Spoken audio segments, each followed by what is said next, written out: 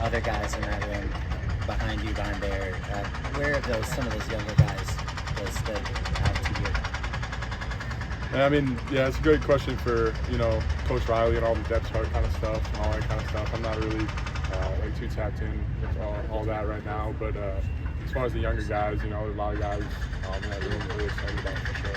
Anyone in particular who's really stood out to you? Man, guys like, Dev Tompkins, Elijah Hughes, G'day, Adesiri, a lot of young guys too that just got here this fall too. Really excited about Mono and Carlon as well. Well, Lincoln made the point yesterday that it should be hard to play defensive line at USC, and it should be competitive in that way. What have you just seen throughout fall since you've been here about the competition on this defensive line and how that's just taken you by or just impressed you since you arrived here? Yeah, I mean, it should be hard to play at a place like USC 100%, and since I've been here, it really has been. The standard really high, and I feel like playing under this coaching staff, Coach Lynn and Coach Henny, Coach Nua, the standard is, where it's at, and I feel, really, challenged every day out in this practice field with guys, pushing each other and all that stuff. And, definitely. What was just the message from Coach Henny after the game, after the Michigan game? What was the message from Coach Henny after the Michigan game? Yeah, I mean, we have a flight home, and then we watch the game tape, and we kind of move on to the next opponent. So I'm really focused on this week in Wisconsin coming up. But after any game, that was that close. There's definitely a message. Things you did good and things you did bad, and you got to fix them, right? So going into this week, I'm really focused on opponent coming up, and we're already a couple days out, so I'm really focused on that. What are some of the positives that you saw from film up to this point that can carry on to Wisconsin and future opponents? I think some of the really good things that we've done as a D-line is, across the board, have an edge to us that, I think that I wanted to bring to this D-line, and then across the board, guys like, Ant Lucas, Nate Clifton, just coming out and, hitting the guy in the face and, not backing down to anybody. And I think that's something that's going to carry on for the rest of the season for sure. Was that edge intact right when you got here? Is that something that's built over the time you've been in here? Man, I think I've talked about it one of the last times we talked. There's a specific time, in summer workouts where it really became apparent to me, guys just wanted to push each other to that certain level.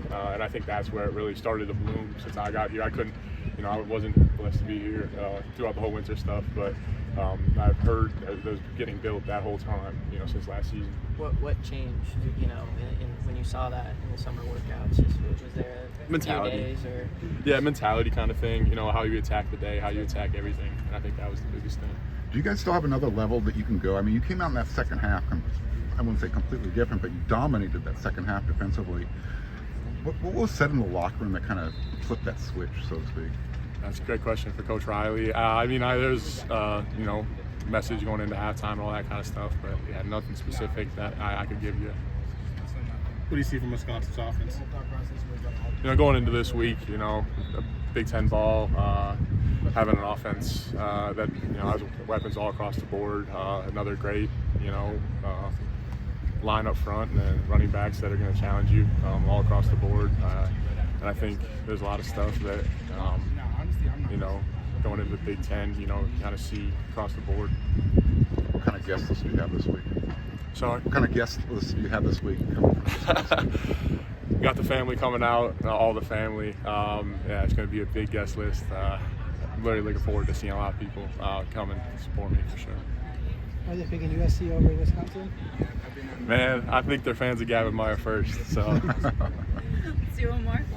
Is there, we were just talking to Jalen Smith, and he said that Deanne Tomlin was very poised at halftime, and that kind of helped get that defense back to, what they did in the second half. I'm curious for you, is there a certain coaching style that you kind of prefer, like someone that's more in your face, getting you motivated, or someone that's kind of, more poised in that situation? It's a good question. I think a mixture of both obviously is going to, be the most effective, but someone like Coach Lynn being calm and collected in the moment, someone that you look to. You don't want someone that's, losing their head. So I think that's about as much as I got to say about that. Thank you, Gavin. Thank you, Gavin.